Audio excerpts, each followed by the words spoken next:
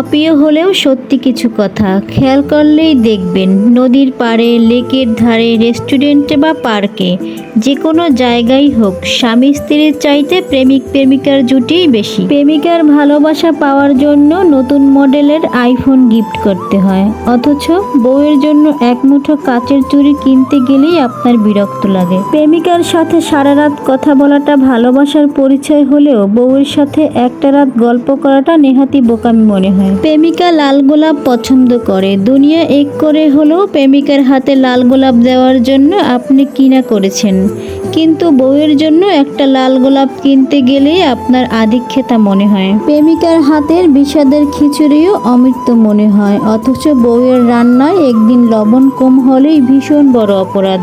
প্রেমিকার জন্মদিন, মাথায় শুধু তাকে সারপ্রাইজ দেওয়ার চিন্তা ঘুরপাক খায়, আর স্ত্রীর বেলায় হিসাবটা শুধু পাওনার দুয়ারে গিয়ে আটকায়। পুরুষ মানুষ প্রেমিকার জন্য যতটা কষ্ট করে, তার এক ভাগও যদি স্ত্রীর জন্য করত, তাহলে দুনিয়াটাই জান্নাতের বাগান হয়ে যেত। এটাই সত্যি।